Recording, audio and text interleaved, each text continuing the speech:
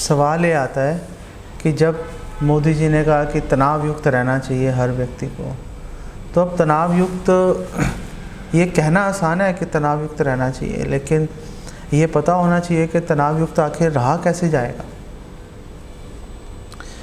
जैसे ही बच्चा पैदा होता है माँ बाप को टेंशन हो जाती है, जब तक बच्चा नहीं हो रहा था तब भी टेंशन रहती है कईयों को क्या बच्चा नहीं हो रहा। दुनिया भर के IVF क्लिनिक्स खुले हुए हैं, स्पेशली मेट्रो सिटीज़ में, जहाँ पे वो इसी चीज़ को टेस्ट कर रहे हैं कि बच्चे क्यों नहीं हो रहे। और जैसे ही बच्चा पैदा होता है उसी दिन से जो पेरेंट्स होते हैं उनके दिमाग में टेंशन आ जाती है। वो अच्छा 3.5 साल के बाद इसको अच्छे स्कूल में, एक प्ले स्कूल में एडमिशन दिलानी है। आपको जान के हैरानी होगी, दिल्ली के अंदर मतलब जो ये प्ले स्कूल्स हैं जहाँ पे सिर्फ आपने वो 3.5 साल का बच्चा क्या सीखेगा, आपने 2.5 साल का बच्चा आपने उसको वहाँ जाके छोड़ दिया उसने सिर्फ खेलना कूदना है और टाइम पे उसको खाना खिला दे, बस इतना ही रहता है। उसी के 10, 15, 20 हज़ार में महीना पैसे लेते हैं उसके। और ऐसे नहीं कि वो आपको आवाज़ें लगा रहे हैं आ जाओ हमारे पास, कोई आवाज़ नहीं लगा रहा। पेरेंट्स लाइन लगा के खड़े हुए हैं वहाँ पे, जैसे फ्री में दे रहे हैं वो एजुकेशन। बड़ी हैरानी की बात है। उसके बाद में नर्सरी में एडमिशन के लिए कम से कम 50 स्कूल में अप्लाई करना पड़ता है। मैं मेट्रोज़ की बात बता रहा हूँ, दिल्ली वगैरह की। अभी पीछे कलकत्ता से मुझे एक डिवोटी का नया भक्ति है, अभी जुड़ रहा है वो, उसका फ़ोन आया मुझे किसी रेफरेंस से, तो उसने कहा मैं दिल्ली शिफ्ट हो रहा हूँ, आप मुझे बताओ कौन कौन से स्कूल में बच्चे के एडमिशन करा सकते हैं। तो मैंने उसको 8-10 स्कूलों की लिस्ट बना के दे दी कि अच्छा आप इस एरिया में रहना चाहते हो, यहाँ पर ये स्कूल्स अच्छे हैं, आप यहाँ पर अपने बच्चे की एडमिशन करा सकते हैं। उसका फ़ोन आया मेरे को 1 हफ्ते के बाद में, उसने कहा जी मैंने सारे स्कूलों में फ़ोन कर लिया, कोई पहले तो फ़ोन ही नहीं उठाते उसके बाद अगर फ़ोन उठा लिया तो इमीडिएटली फर्स्ट रिस्पांस उनका यही होता है कि है ही नहीं स्पेस हमारे पास में, आप प्लीज़ हमें डिस्टर्ब मत कीजिए। इतनी टेंशन है इतनी। चलो बच्चे की भाग दौड़ के एडमिशन करा दिया आपने, उसके बाद माँ बाप पे लगातार तनाव बना रहता है बच्चे की परफॉर्मेंस का। और जैसे जैसे बच्चा बड़ा हो जाता है, 8वीं 9वीं में आ जाता है, 6ठी 7वीं तक तो चलो चलता रहता है, 8वीं 9वीं में आते ही एकदम से उसके ऊपर सडनली इतना प्रेशर आ जाता है। 10वीं में तो दिमाग ख़राब हो जाता है, क्योंकि स्ट्रीम चुननी होती है कि आपने मेडिकल में जाना है, नॉन मेडिकल में जाना है, आर्ट्स में जाना है, कॉमर्स में जाना है, वो स्ट्रीम चुनी जाएगी। फिर 12वीं के अंदर बहुत ही उससे भी ज़्यादा बड़ा प्रेशर आ जाता है कि कौन से कॉलेज में जाना है, उसकी एडमिशन्स, और आपने क्या प्रोफेशनल कोर्स करना है, कैट्स, नीट, दुनिया भर के एग्ज़ाम हैं और लाखों लोग देते हैं वो एग्ज़ाम और गिने चुने पास होते हैं, गिने चुने। एक बच्ची से मैं बात कर रहा था, उसने ये एग्ज़ाम दिया था नीट्स का या कैट्स का दिया था शायद, उसने IIMs के लिए दिया था उसने, आई डोंट नो नीट्स था या कैट था। तो मैंने उससे पूछा कि कितने नंबर आए तुम्हारे, तो उसने कहा मेरे 97.8 मार्क्स हैं। मैंने कहा बाय गॉड 97.8, ये तो कमाल कर दिया। उसने कहा बहुत ही ख़राब परफॉर्मेंस है 97.8 ख़राब परफॉर्मेंस है, एडमिशन ही नहीं मिलेगा जहाँ पे आप चाहते हो। मैं दोबारा एग्ज़ाम दूंगी उसका। अच्छा, मतलब कमाल हो गया। मैं इस तरह से इतने प्रेशर, मतलब हमने क्रिएट कर दिए ये प्रेशर। आप अगर US वगैरह में देखोगे, एजुकेशन बेसिकली आपको ऐसे भाग दौड़ नहीं करनी पड़ती। पब्लिक इंस्टीट्यूशंस हैं, वहाँ पे आपको एरिया वाइज एडमिशन्स मिल जाती हैं। कॉलेज में जाके मार धाड़ होती है कि आपको हार्वर्ड में जाना है, फ़लानी जगह जाना है, ढिमकानी जगह जाना है, उसमें थोड़ा प्रेशर रहता है बच्चों पे। अदरवाइज़ इतनी मार धाड़ नहीं होती। लेकिन हमारे यहाँ पे 2-3 साल पहले प्रेशर बेसिकली शुरू हो जाता है। तो कैसे इससे छुटकारा पाया जाएगा ये कोई नहीं बताता। तनाव नहीं लेना चाहिए। अरे कहने से थोड़ी ना तनाव ख़त्म हो जाता है। ऐसे तो आप बोलोगे कि निरोगी रहना चाहिए, बीमारी नहीं कोई आनी चाहिए, कहने से थोड़े ना होता है। ऐसे बीमारी आई जाती है, क्या करोगे आप? आयुर्वेद का फर्स्ट सिद्धांत ये है कि आपको बीमार नहीं पड़ना चाहिए। ऐसे खाना खाओ, ऐसे आपका रहन सहन व्यवहार ऐसे होना चाहिए कि आप बीमार ही ना पड़ो। लेकिन लोग बीमार पड़ ही जाते हैं। तो जब बीमार पड़ गए, फिर आयुर्वेद में हर बीमारी का इलाज दे रखा है। तो ये कहना भर, मेरे कहने का मतलब है, ये कहना भर पर्याप्त नहीं है कि तनाव में मत रहो, तनाव मुक्त रहना चाहिए। आपको वो उसको बच्चे को ये आगे बताना पड़ेगा कि आप तनाव मुक्त आखिर रह कैसे सकते हो, आपके पास क्या ऑप्शंस अवेलेबल हैं तनाव मुक्त रहने के लिए। फिर मोदी जी ने बात की कि जो परीक्षा है उसको जीवन मरण का सवाल नहीं बनाना चाहिए उसको। कि ऐसा नहीं है आपने एक एग्ज़ाम दिया, ऐसा नहीं कि फेल हो गए, पास हो गए, लेकिन आपको वो रेलिवेंट जो आपकी एक्सपेक्टेशंस थी उसके अनुसार अगर आपको मार्क्स नहीं मिले तो भी लोग परेशान हो जाते हैं, लटक जाते हैं, लोग सुसाइड कर लेते हैं। अभी पीछे वो एक रेसलर फैमिली है, फोगाट, क्योंकि जो छोटी लड़की है वो एक टूर्नामेंट में गई, वो उसमें रेसलिंग में हार गई, वो तो सुसाइड ही कर लिया उसने। अरे क्या हो गया, हार गए तो मतलब आई मीन ये कोई आखिरी मैच थोड़े ना था कि ख़त्म हो गया सब कुछ। फाइन, अगला दोबारा से आ जाएगा टूर्नामेंट, फिर लड़ लेंगे, फिर कर लेंगे, मतलब क्या हो गया इतनी आफत। ये जो मोदी जी कह रहे हैं कि परीक्षा से डरना नहीं चाहिए, परीक्षा से मत डरो, लेकिन भगवत गीता कह रही है कि परीक्षा को अंगीकार करना चाहिए। परीक्षा जो है आपके जीवन का एक हिस्सा है, परीक्षा की आप अवहेलना नहीं कर सकते। वो कौन सी परीक्षा है उसकी अभी बात करेंगे, लेकिन भगवत गीता ये कह रही है कि आप परीक्षा को अवॉइड आप किसी भी हालत में नहीं कर सकते। और मोदी जी ने उनका एक मेजर स्टेटमेंट ये थी कि जो परीक्षा है वो आखिरी पड़ाव नहीं है, और भी पड़ाव आते रहेंगे। जैसे वो फोगाट फैमिली की जो बच्ची थी, बहुत दुर्भाग्यपूर्ण है, लेकिन उसने प्रेशर को नहीं झेल पाई, उसने सुसाइड कर लिया। आखिरी पड़ाव नहीं है, और परीक्षाएं आएंगी और अपॉर्चुनिटीज़ आएंगी, आप अपना परफॉर्मेंस आप अपनी दिखा सकते हो। लेकिन भगवत गीता क्या कह रही है? भगवत गीता कह रही है कि जो आखिरी पड़ाव है हर जीव का, आखिरी पड़ाव परीक्षा है। क्योंकि आखिरी पड़ाव परीक्षा है ही, इसीलिए आप इस जो आखिरी पड़ाव है इसकी आप अवहेलना नहीं कर सकते, इसको आप आंखें नहीं मूंद सकते कि चलो जो होगा देखी जाए।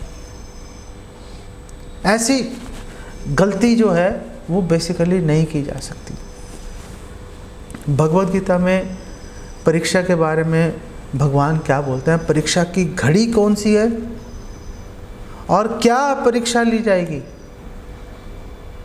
इस बारे में आपको हम अपने विचार आपको बताते हैं। भगवत गीता में क्या कह रहे हैं? भगवत गीता 8वें अध्याय के 6ठे श्लोक में भगवान कह रहे हैं, यम यम वापि स्मरण भावम जयंती अंते कलेवरम तम तम एवेति कौन्तेय सदा तद्भाव भाविता।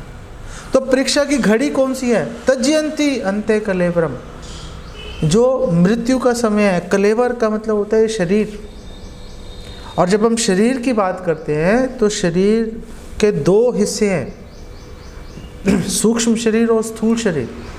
तो जब हम तज्जयंती अंते कलेवरम की बात करते हैं तो सिर्फ स्थूल शरीर की बात करते हैं। जो कि आकाश, पृथ्वी, जल, वायु, अग्नि, इससे बना हुआ है, जो 5 महाभूत जो हैं, स्थूल पदार्थ है, इनसे जो बना हुआ शरीर है, जो दिख रहा है सबको, उसकी बात करते हैं। जो सूक्ष्म शरीर है, मन, बुद्धि, अहंकार, वो नष्ट नहीं होता, वो आपके जो आत्मा है वो हमेशा उसके साथ चिपका रहता है, उसको कवरिंग जो है वो हमेशा साथ चलती रहती है उसके।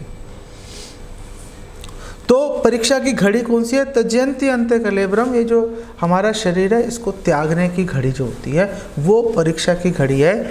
तो भगवान कृष्ण यहाँ कह रहे हैं यम यम वापि स्मरण भावम, मृत्यु के समय जैसा भी आपका भाव होगा, जो भी आप सोच रहे होंगे मृत्यु के समय, जो भी आपके माइंड में जो भी थॉट आ गई, त्यजन्ति अन्ते कलेवरम तम तम एवेति कौन्तेय सदा तद भाव भाविता, उस समय जैसा भी भाव होगा उसी के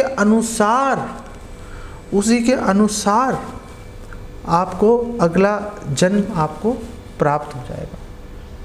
आप मृत्यु के समय धन के बारे में सोचेंगे, सांप बन जाएंगे। अगर आप मृत्यु के सामने अपने घर के बारे में सोचेंगे तो आप उस घर के अंदर ही कीड़े मकोड़े के रूप में जन्म ले लेंगे। अगर आप मृत्यु के समय अपने घर वालों के बारे में सोचेंगे तो वहीं पर एक कुत्ते बिल्ली के रूप में जन्म प्राप्त हो जाएगा। अगर पति मृत्यु के समय पत्नी के बारे में सोचेगा, स्त्री रूप में जन्म हो जाएगा। अगर स्त्री मरते समय पति के बारे में सोचेगी तो उसको पुरुष जन्म अगले जीवन में प्राप्त हो जाएगा। जैसा भाव है वैसे जन्म प्राप्त होते रहेंगे। कई बार व्यक्ति होता है, जीव होता है, मनुष्य जन्म मिल गया, इतने खराब काम किए कि उसको अगला जन्म भी कई बार बहुत लंबे समय तक प्राप्त नहीं होता। श्रील प्रभुपाद जब इंग्लैंड में थे, वहाँ पर श्रील प्रभुपाद एक बार वॉक करने के लिए जा रहे थे, तो वहाँ पर एक फार्म हाउस में रुके हुए थे। तो श्रील प्रभुपाद ने बोला, जितने भी पेड़ हैं यहाँ पे फार्म हाउस में, इन पेड़ों के ऊपर बहुत सारे भूत रह रहे हैं। प्रभुपाद को तो दिख रहे थे, जो इस्कॉन के संस्थापक आचार्य हैं, और जो नॉर्मल उनके डिसाइपल्स थे उनके पास वो दृष्टि नहीं थी। तो उनके शिष्यों ने पूछा, प्रभुपाद ये क्यों यहाँ पे मतलब टंगे हुए हैं पेड़ों पे, आखिर इसका रीज़न क्या है? तो श्रील प्रभुपाद ने बोला, इन लोगों के घर यहीं पे थे, अब उनकी आसक्ति थी और इनके कर्म ऐसे थे, इनको अगला शरीर तो प्राप्त हो नहीं पाया, लेकिन आसक्ति थी इसलिए यहाँ पे भूत बनकर टंगे हुए हैं। तो उनके डिसाइपल्स ने फिर अगला लॉजिकल क्वेश्चन पूछा कि इनका छुटकारा कैसे होगा? तो श्रील प्रभुपाद ने बोला, हरि नाम करो और चारों तरफ जो है वो भगवान का, जो भगवान को अर्पित जल है, जो भगवान को ऑफर किया है, जो अर्घ्य है, उसको छिड़को यहाँ पर। तो सारे डिवोटीज़ ने ज़ोर ज़ोर से हरे कृष्ण का कीर्तन किया और जो भगवान को अर्पित जल है वो छिड़का, तो सारे भूतों का श्रील प्रभुपाद के दया से कल्याण हो गया। हम भी भूत की तरह ही हैं वैसे तो। हमारा भी प्रभुपाद की दया से कल्याण हो रहा है। चलो आध्यात्मिकता की ओर चलना तो शुरू किया है हमने, कुछ तो थोड़ा सा आगे बढ़ रहे हैं। तो ये जो बात है कि मृत्यु के समय जैसा भाव होगा वैसा हमें जन्म मिलेगा, क्या इसका कोई प्रमाण है हमारे शास्त्रों में? इसका प्रमाण है, इसका प्रमाण है भरत महाराज का।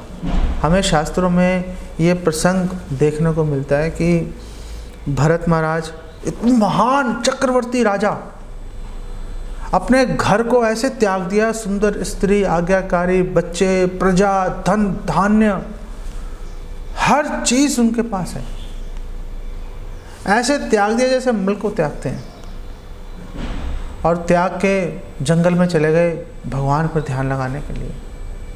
और ध्यान लगा रहे थे तो वहाँ पे क्या हुआ, एक हिरण के बच्चे में उनकी आसक्ति आ गई।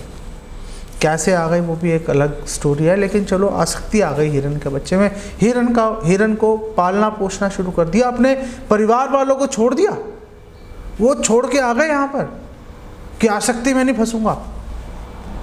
और वो छोड़ के आए और यहाँ पर आके आसक्ति में फंस गए।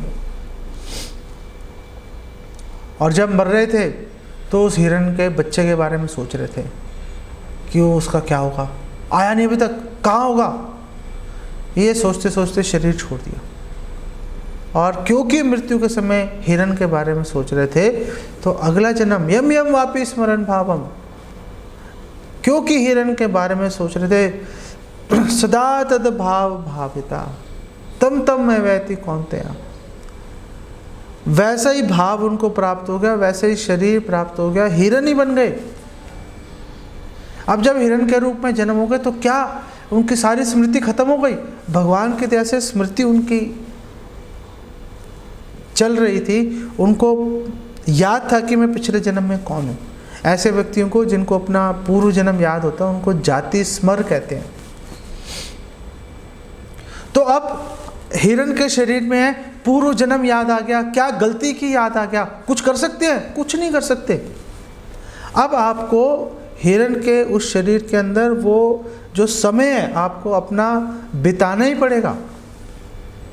आपको वो कीमत, वो हर्जाना, आपको वो जो पेनल्टी है क्योंकि आपने मृत्यु के समय गलत चीज़ का ध्यान कर लिया था, वो आपको देना ही पड़ेगा। आपको वो इतना महत्वपूर्ण है, इतना ही महत्वपूर्ण है।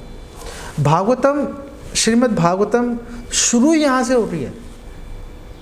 श्रीमद् भागवतम शुरू हो रही है कि परीक्षित महाराज हैं, पांडवों के पोते, उनको श्राप मिल गया, 7 दिन में मृत्यु हो जाएगी आपकी तक्षक सांप के काटने से।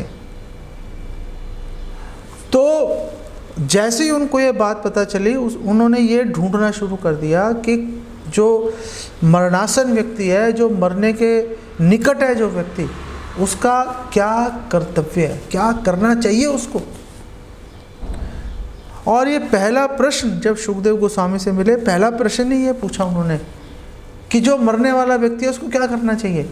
शुकदेव गोस्वामी ने तुरंत उसका उत्तर दिया कि जो मरने वाला व्यक्ति है, जिसकी मृत्यु निश्चित है, उसको सदैव सतत उसको हरे कृष्ण महामंत्र का जप करना चाहिए। भगवान कृष्ण के नाम रूप गुण लीला उसका उसे स्मरण करना चाहिए, कीर्तन करना चाहिए उसको। हमारे शास्त्रों में एक और उदाहरण मिलता है खटवांग महाराज का। खटवांग महाराज इतने पराक्रमी राजा थे, इतने ही पराक्रमी थे कि देवी देवता उनको बोलते थे कि आओ, राक्षसों से हम लड़ नहीं पा रहे, आप प्लीज आके हमारी हेल्प कर दो। इतने पराक्रमी राजा। अकेले नहीं थे वो, ऐसे मुचकुंद भी हैं, राजा मुचकुंद भी हैं, उनको भी देवी देवता बुला के लेके आते थे, आप आके हमारे लिए, आप असुरों से लड़ो। अब अभाव हो गया, लेकिन पहले ऐसे राजा होते थे। पहले देवी देवता भी पृथ्वी पे आते थे, क्योंकि चारों तरफ सात्विक वातावरण था, लोग भगवान की भक्ति में लगे हुए थे। अब क्या करने आएंगे देवी देवता, आखिर उनके आने का कोई प्रयोजन होना चाहिए ना, कि चलो चलते हैं पृथ्वी लोग पे, क्या करेंगे। और लोग भोग में लगे हुए हैं, टीवी देख रहे हैं, लोग मोबाइल में लगे हुए हैं, फेसबुक में पेज पलटे जा रहे हैं अपने। उनको देखने के लिए देवी देवता क्यों आएंगे यहाँ पर, उनको पता है सब बकवास है। लेकिन पहले ऐसा नहीं था। पहले देवी देवताओं का मन करता था जाके देखते हैं पृथ्वी लोक पे लोग कैसे, कितनी अच्छे से भगवान की भक्ति कर रहे हैं। तो ये खटवांग महाराज भी ऐसे ही थे कि देवी देवता स्पेशली उनको इनवाइट करके, रिक्वेस्ट करके उनको लेके गए कि आप असुरों से आके लड़िए। और जब वो लड़े, युद्ध समाप्त हो गया, जीत गए देवी देवता। तो सभी देवी देवताओं ने खटवांग महाराज को बोला कि आप मांगो, हमसे क्या वरदान मांगते हो। आप मुझे ये बताइए कि मेरी कितनी आयु शेष है। तो खटवांग महाराज ने जब ये प्रश्न पूछा तो देवी देवताओं ने बोला, इसको छोड़ो, कुछ और बोलो, कुछ और बोलो।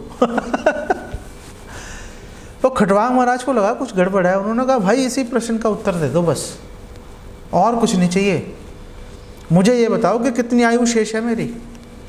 तो देवी देवताओं ने खटवांग महाराज को बोला कि आपकी कुछ मिनट की आयु शेष है आपकी, बस मरने वाले हो आप।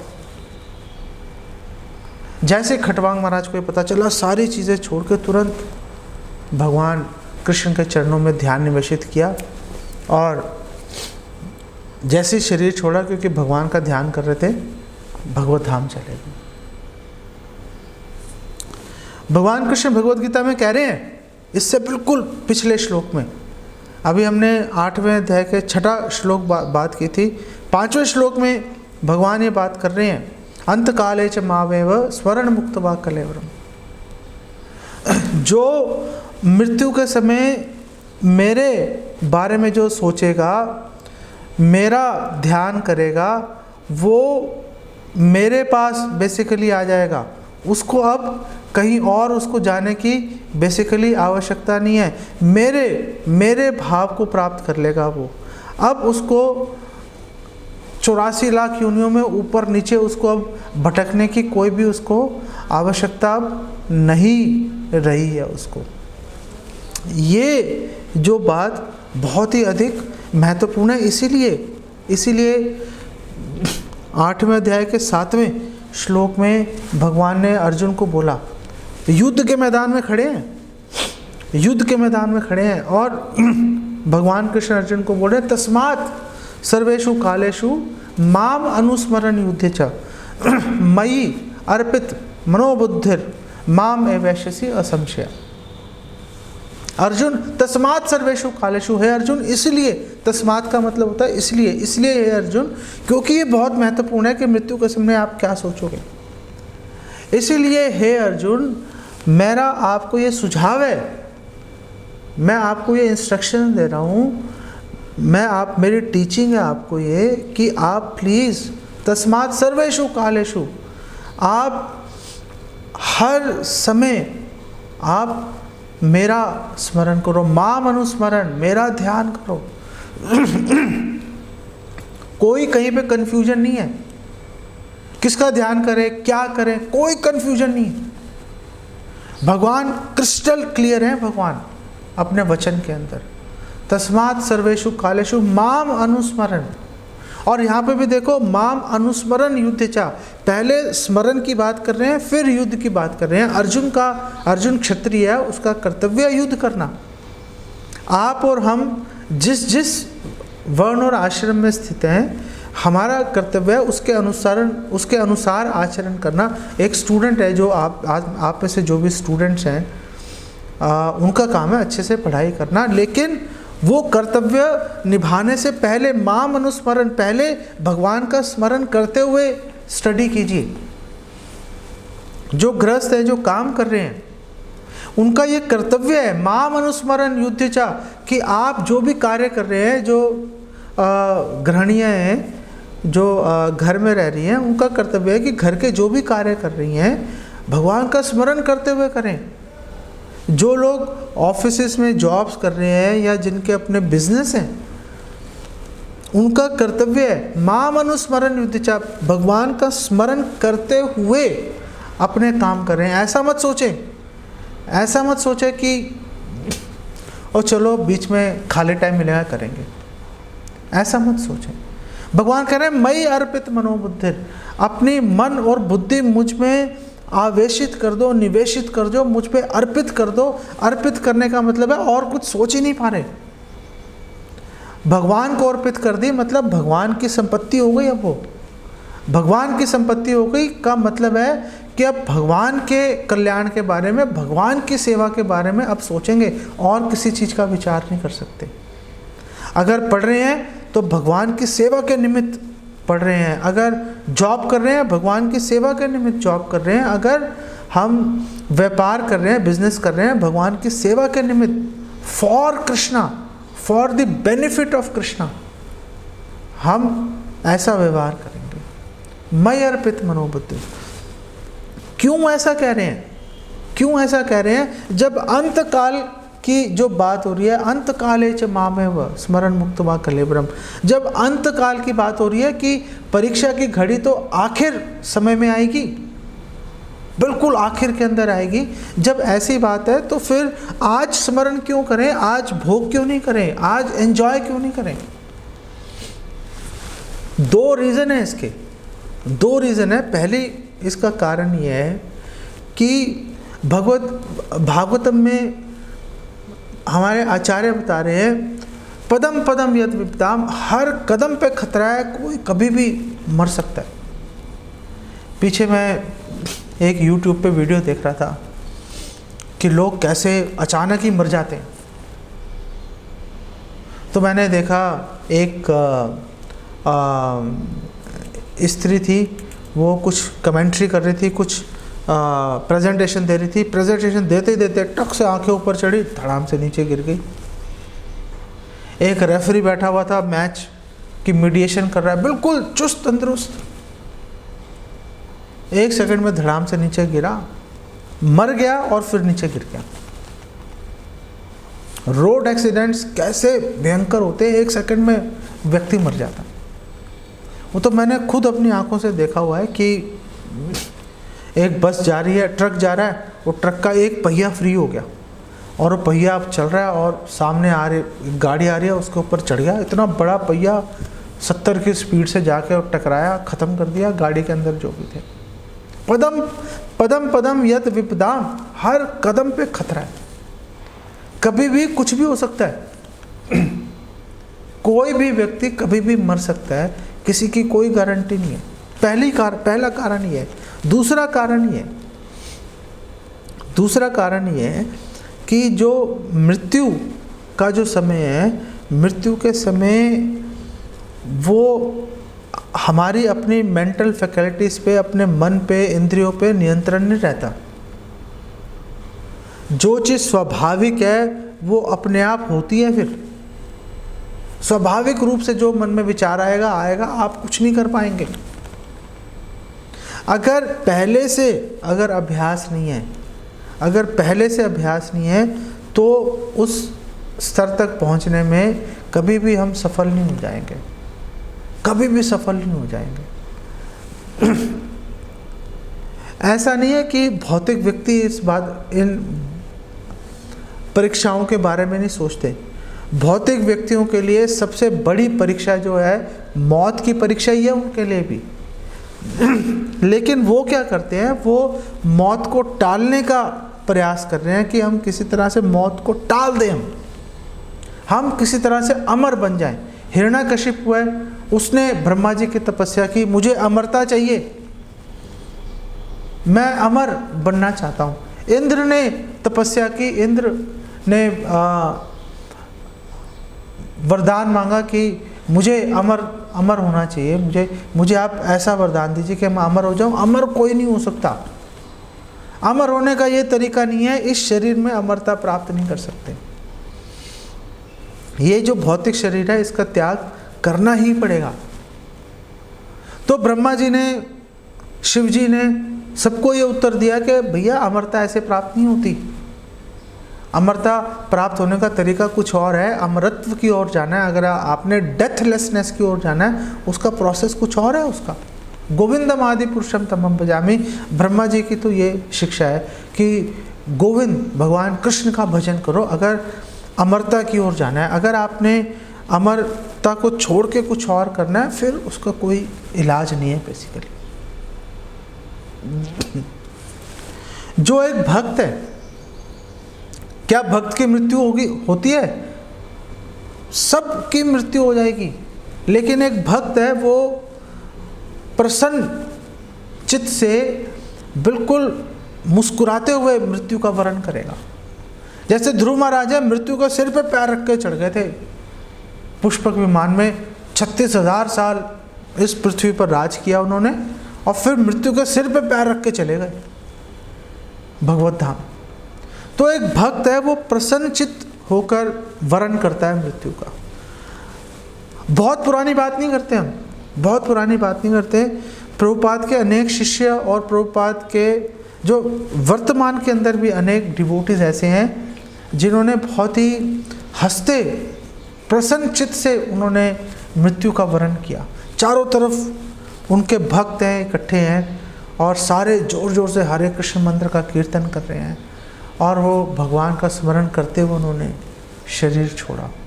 बहुत सारे ऐसे भक्त हैं। एक भक्त से मैं मिलने गया, उनको हेपेटाइटिस हो गया था उनको, तो मैं रूम में गया तो उनके जो बेड था उसके चारों तरफ जो हैं वो डॉक्टर्स ने वो इतने बड़े बड़े उन्होंने बैनर्स लगा रखे थे ऊपर नीचे दाएं बाएं कि ये हेपेटाइटिस का मरीज है, इससे दूर रहो। तो मुझे उनके परिवार वालों ने बताया कि इनको नींद आनी बंद हो गई है, नींद नहीं आए, बहुत बड़ी प्रॉब्लम है, दिमाग ख़राब हो जाता है। तो मैं जब उनसे मिलने गया हॉस्पिटल में तो दूर से मैंने उनसे पूछा और ठीक हो? उन्होंने कहा हाँ मैं ठीक हूँ। मरने वाले हैं? हाँ मैं ठीक हूँ। तो मैंने बोला आपको क्या कोई परेशानी तो नहीं है आपको? उन्होंने कहा वैसे तो कोई परेशानी नहीं है, लेकिन भगवान ने मेरे को एक सुविधा प्रदान कर दिया है, नींद भगवान ने छीन लिया मेरी, अब मैं भगवान का नाम ज़्यादा ले सकता हूँ। अच्छा, और अधिक भगवान का नाम लेने की सुविधा प्राप्त हुई। भगवान का नाम लेते लेते उन्होंने शरीर छोड़ा। कोई संशय नहीं है सदगति को प्राप्त किया होगा, कोई संशय नहीं है इसके अंदर। मृत्यु के समय मर्म स्थानों में इतनी वेदना, इतनी पेन होती है कि उस समय अगर हमारा बहुत अधिक अभ्यास अगर नहीं होगा, अगर हमने भगवान की कृपा अगर हमने अर्जित नहीं की होगी, तो हम कभी भी इस महान कार्य को कि मृत्यु के समय भगवान का स्मरण कर लें, कभी भी हम उसको अचीव और कभी भी हम उसको प्राप्त हम नहीं कर पाएंगे। तो उसके लिए हमें आज से ही हमें ये प्रयास करना पड़ेगा। आज से प्रयास करेंगे तो जाके ये बात बनेगी। इससे 8वें अध्याय के 8वें श्लोक में भगवान इसी बात को आगे बढ़ाकर कह रहे हैं। और भगवान कह रहे हैं अभ्यास योग युक्तेन चेतसा न अन्य गामिना, अपनी चेतना को कहीं और मत जाने दो। अभ्यास करो, चेतना कहीं जाएगी उसको वापस लेके आओ, कहीं जाएगी उसको वापस लेके आओ। अभ्यासेन तु कौन्तेय वैराग्येन च गृह्यते। अर्जुन ने पूछा मन को कैसे कंट्रोल करेंगे? भगवान ने कहा वैराग्य के साथ देखो तुम्हारा मन कहाँ जा रहा है, उस विषय के प्रति अपना आप वैराग्य लेके आओ। आप बोलो टेम्परेरी है, छोड़ो, कुछ और देखेंगे। मन बार बार भागेगा, अभ्यास उसको वापस उसको खींच के लेके आओ, जाएगा वापस खींच के लेके आओ, जाएगा वापस खींच के लेके आओ। धीरे धीरे मन थक जाएगा और बोलेगा अब नहीं जा रहा, वापस खींच के ले आते हैं। अभ्यास योग युक्तेन चेतसा न अन्य गामिना, अपने मन को कहीं और मत जाने दो, उसको एक पॉइंट पर, मुझ पर उसको हमेशा फोकस करके रखो। परमम पुरुषम दिव्यम याति पार्थ अनुचिंतन। चिंता का मतलब है स्मरण करना, ध्यान करना। अनुचिंतन का मतलब है निरंतर ध्यान करना। और भगवान कृष्ण कह रहे हैं हे अर्जुन पार्थ अनुचिंतन, सदैव ध्यान करो किस पे? परमम पुरुषम दिव्यम।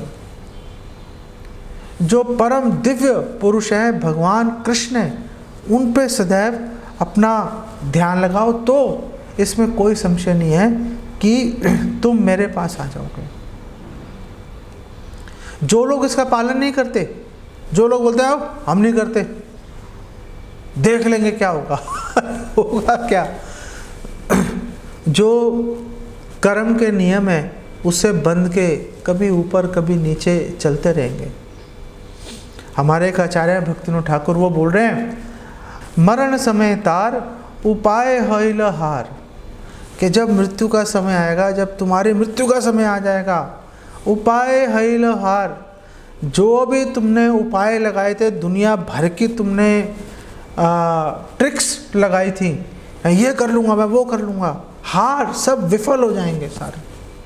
मोघाशा मोघ कर्माणु मोघ ज्ञान विचेतसा, हर चीज़ विफल हो जाएगी अगर हम केवल और केवल अपने प्रयत्न के ऊपर भगवान से विमुख होकर हम भरसक प्रयास करेंगे, सब विफल हो जाएंगे।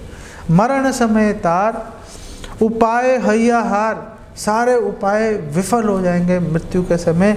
अनुताप आनले ज्वलिलो, और मर्म स्थानों में इतनी वेदना होगी, इतनी अग्नि प्रज्वलित हो जाएगी। एक डिवोटी है महाराष्ट्र में, जब वो शरीर छोड़ रहे थे, उनके दोनों बेटे भी भक्त थे, चारों तरफ डिवोटीज से, भक्तों से घिरे हुए थे। तो जब शरीर छोड़ने का समय आया तो उन्होंने अपने बच्चे को बोला, मेरे शरीर के अंदर ऐसा लग रहा है कि जैसे किसी ने इलेक्ट्रिक हीटर, अंगीठी किसी ने जला रखी है, इतनी तपिश, इतना ताप मेरे शरीर के अंदर आ रहा है। तो आप सब प्लीज़ मुझे भगवान का स्मरण करने में मेरी सहायता कीजिए। सब लोगों ने ज़ोर ज़ोर से हरे कृष्ण का कीर्तन किया और वो भगवान का स्मरण करते करते उन्होंने शरीर छोड़ा।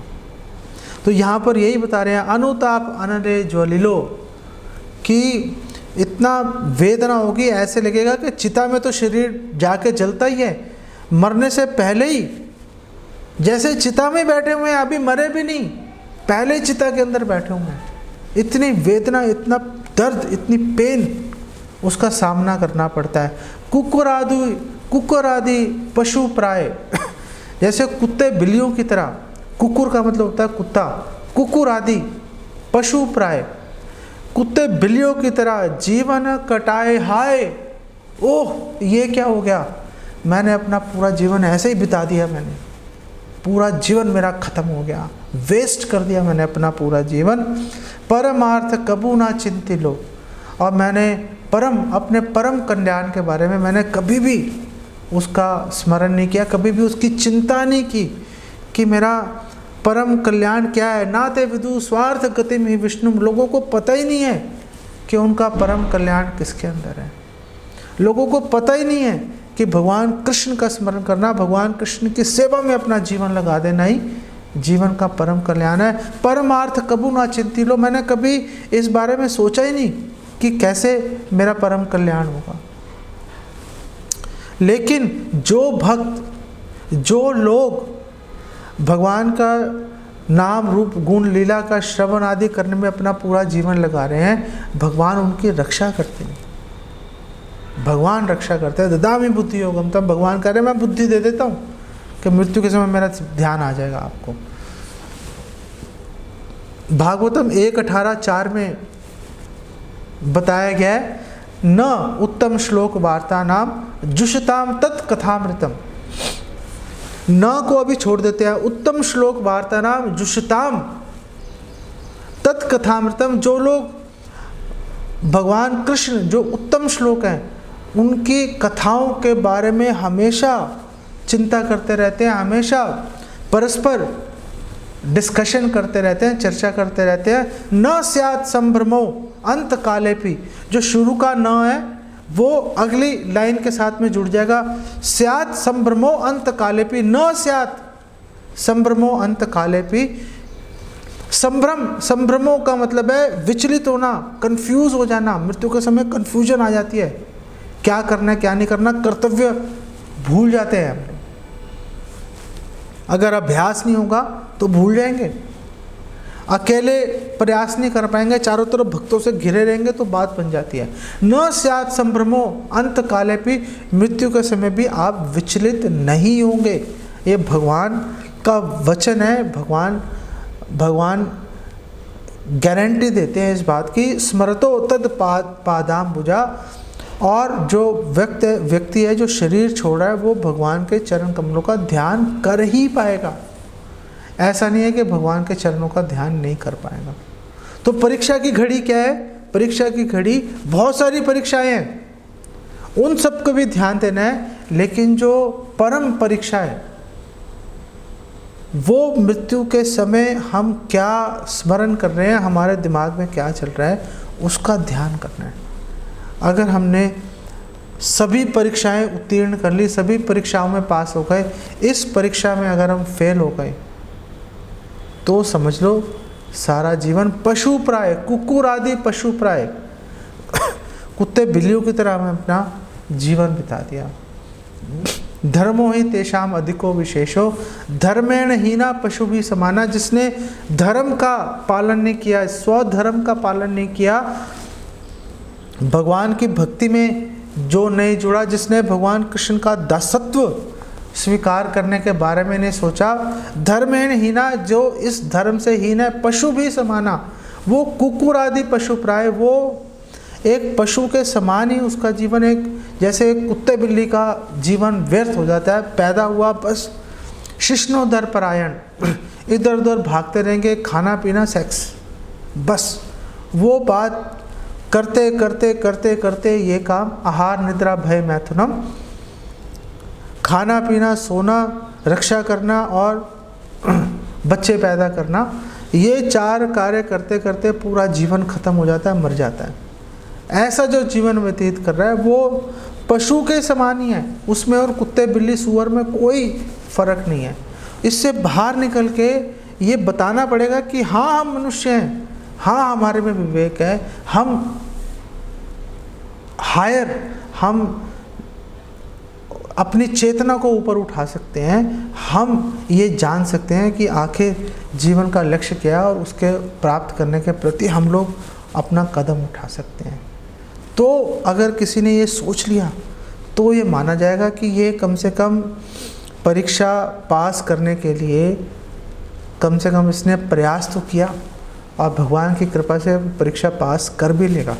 भगवान अपने भक्त को कभी फेल नहीं होने देते भौतिक परीक्षा में तो फिर भी फेल हो जाता है व्यक्ति, लेकिन अगर भगवान की शरण ले ली तो कैसे ही प्रयास कर लो टूटा फूटा भगवान लेके जाते हैं। फिर तो भगवान कहते हैं भैया इसने शरण ले ली, अब छोड़ नहीं सकता इसको मैं। तब अस्मै इति च याचते, किसी ने एक बार बोल दिया कि तब अस्मै इति च याचते, मैं हे भगवान मैं आपका हूँ, बस फिर भगवान उसको छोड़ते नहीं हैं। फिर तो भगवान भगवत धाम ले जाकर ही भगवान सांस लेते हैं। जब तक लेके नहीं जाएंगे तब तक भगवान लगातार प्रयास करते रहेंगे। यहीं पे इसको विराम देता हूँ।